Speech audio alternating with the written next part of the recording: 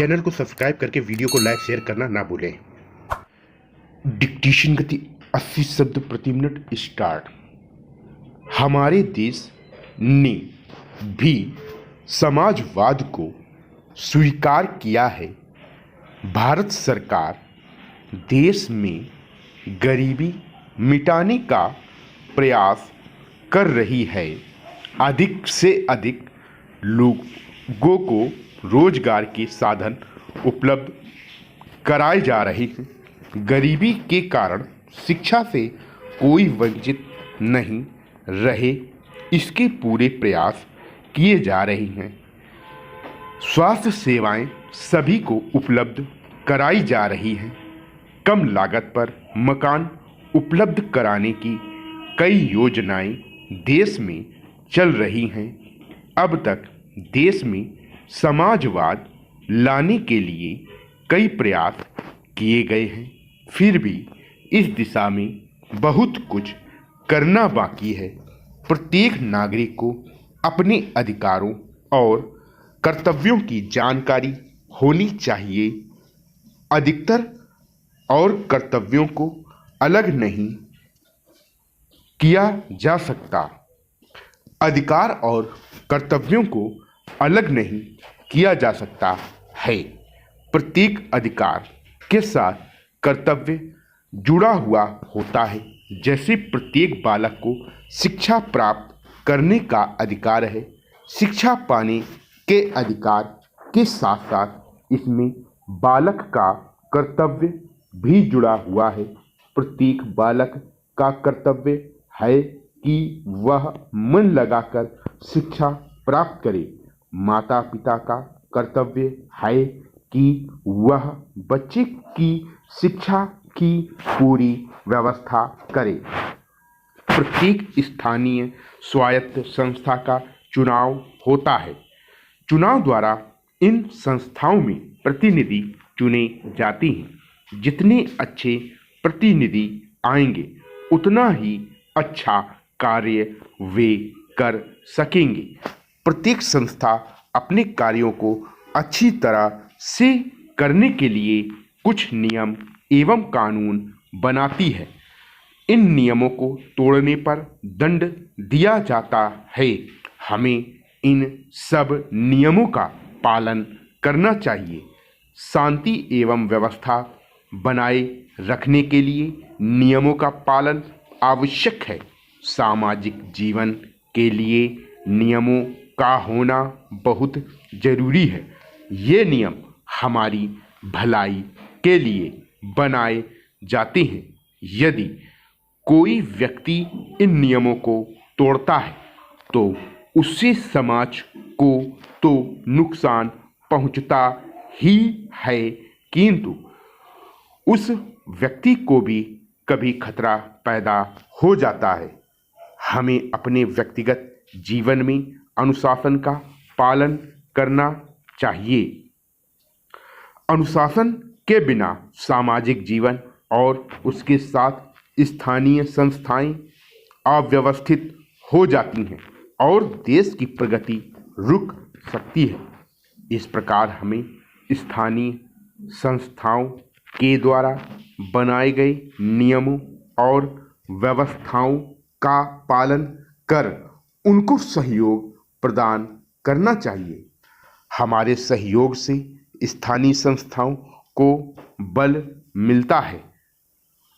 शहरी क्षेत्रों में स्वायत्त शासन की सर्वोच्च इकाई नगर निगम है। नगर निगमों की स्थापना बड़े बड़े नगरों में होती है।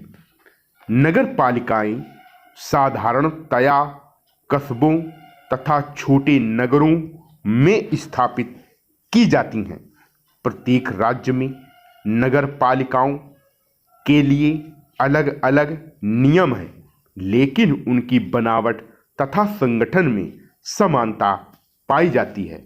नगर पालिकाओं का गठन जनसंख्या तथा आय के साधनों को ध्यान में रखकर किया जाता है। नगर पालिका में सदस्यों की संख्या सरकार द्वारा निश्चित की जाती है। उसका चुनाव नगर की जनता द्वारा वयस्क मताधिकार से होता है। मतदान गुप्त रखा जाता है। चुनाव के लिए नगरों को विभिन्न वार्डों में विभाजित किया जाता है तथा प्रत्येक वार्ड से एक सदस्य निर्वाचित होता है। नगर की आबादी के अनुसार कुछ वार्ड अनुसूचित जाति एवं अनुसूचित जनजाति के सदस्यों के लिए सुरक्षित रखे जाते हैं। नगर पालिका के चुनाव में मत देने का अधिकार उस व्यक्ति को होता है जो 6 माह से उस संस्था के क्षेत्र में रहता है और जिसका नाम मतदाता सूची में है। प्रत्येक नगर पालिका का कार्यकाल 4 वर्ष का होता है। राज्य सरकार उसके कार्यकाल को 2 बार 1 वर्ष और बढ़ा सकती है। सरकार को इस निर्धारित कार्यकाल के पूर्व भी इसे भंग करने का अधिकार है। ऐसी स्थिति में सरकार नगर पालिका में प्रशासक नियुक्त करती है। नगर पालिका के सदस्य अपने में से अध्यक्ष और उपाध्यक्ष निर्वाचित करते हैं। सामान्यतया इनका कार्यकाल 4 वर्ष का होता है। अध्यक्ष नगर पालिका का प्रधान होता है। वह उसकी बैठकों की अध्यक्षता करता है। उसे छोटे कर्मचारियों की नियुक्ति करने तथा उन्हें हटाने का अधिकार है। वह नगर पालिका के प्रशासनिक तथा आर्थिक कार्यों की जांच करता है। सभी कर्मचारियों पर उसका नियंत्रण रहता है। अध्यक्ष की अनुपस्थिति में उपाध्यक्ष द्वारा उसके सब काम किए जाते हैं। नगर परिषदों में प्रशासन के लिए आयुक्त तथा नगर पालिका मंडलों के लिए अधिशासी अधिकारी होते हैं। उनकी नियुक्ति राज्य सरकार द्वारा होती है। वे सब वस्तुएं जिन पर आपका या आपके परिवार का अधिकार होता है उसे निजी संपत्ति कहते हैं। उसे आप व्यक्तिगत संपत्ति भी कह सकते हैं। वह संपत्ति जिस पर हम सभी का समान अधिकार होता है सार्वजनिक या राष्ट्रीय संपत्ति कहलाती है।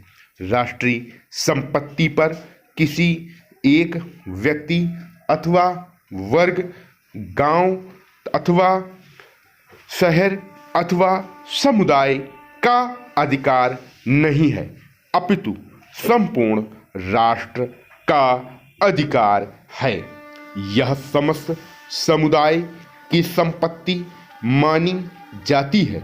वह संपत्ति जिनको हम दिन प्रतिदिन के जीवन में प्रयोग करते हैं, जैसे सड़क, बस, रेल, स्कूल, अस्पताल, पार्क, पंचायत घर, नगर पालिका भवन, पुस्तकालय, अजायब घर, डाक घर आदि का हम दिन प्रतिदिन के जीवन में प्रयोग करते हैं।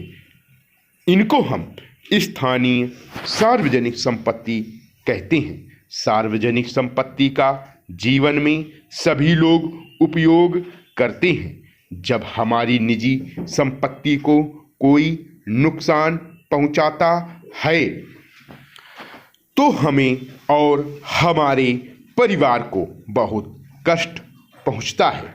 जब सार्वजनिक संपत्ति को कोई नुकसान पहुंचाता है तो हम सभी को नुकसान होता है।